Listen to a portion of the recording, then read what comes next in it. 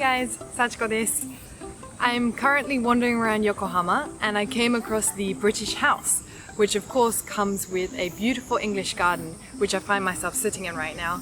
And I thought this might be the perfect place to talk to you guys because I am a British girl in Japan and this is a British little nook in Yokohama, Japan. I thought it only appropriate that I sit and talk to you guys in a place like this.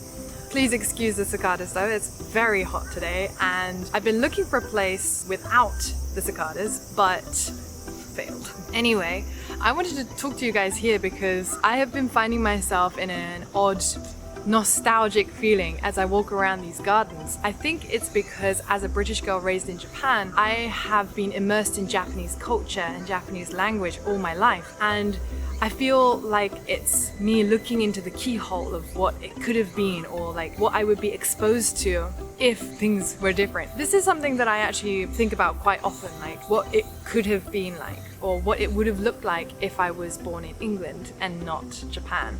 Not that it was my choice to be born in Japan, but I am very proud to be born here and to have learnt and assimilated the Japanese culture. However, there is definitely a part of me that's always been like, what if, you know? And the short answer to that is I definitely would not have been bilingual if I was born and raised in England.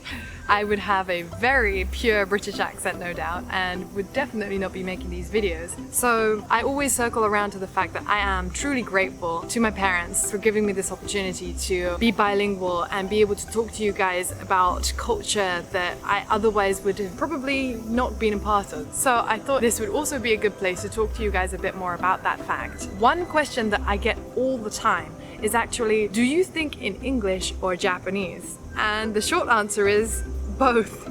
Depending on what I'm thinking about and who I'm talking to, my thoughts automatically align with that language. Because I was educated mostly in Japanese, a lot of the subjects that I would have learnt in Japanese, I think of in Japanese. A very comprehensive example for this is maths. I obviously learnt maths in Japanese, so all my calculations in my head are done in Japanese. So if you ask me to do some complicated calculation, it will take me some time anyway because maths is not my strongest subject, but I will automatically picture the numbers in my head and then do the calculations in Japanese. So if you just give me like 97 plus 15, there's a whole system that needs to go on in my head before I can give you the answer, on top of me being not so good at maths.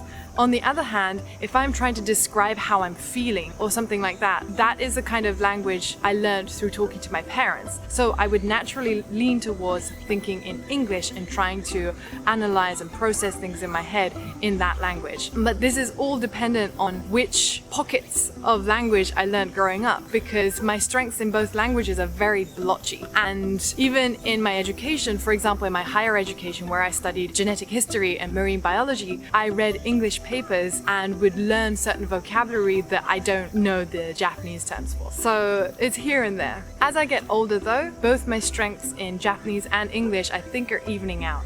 So it literally depends on the day, how I'm feeling, or who I've been talking to, or what kind of media I've been consuming, that my thought patterns will naturally align with that. So I'm sure this is the same for any other multilingual person, that if their environment is completely Japanese, for example, they will naturally start thinking in Japanese. And if their environment is surrounded in English, even if they could think in Japanese, they'll probably align themselves to that language because, you know, it's a lot of brain power to try and be thinking in a different language from your surroundings. One thing that I have noticed though is if I'm trying to focus, for example, if I'm trying to read something in English and I'm surrounded, like I'm hearing in English, I can't focus. But on the other hand, if I'm trying to read Japanese and I'm surrounded in English, I can kind of cancel it out as white noise because I'm in a completely different language. Like my mind is focused in like Japanese zone, so I'm able to focus in it entirely without any interruption from English, and vice versa. This might be a me thing, but I found it much easier to cut myself away from one language and focus in another. Whereas if my mind is in that language, in like Japanese mode for example, I can't hear Japanese and for example read Japanese at the same time and completely focus. So I thought this might be something interesting for you guys to think about, like how our brain works and how each language kind of has a its own zone maybe. Yeah, let me know what you think. I would be very intrigued to hear from you guys who speak other languages as well. Like, how do you process your languages? What languages do you think in? Please let me know in the comments, because I'm so excited to hear from you guys and your different backgrounds. Please share and let's keep this community growing. Ciao for now, and I'll see you soon.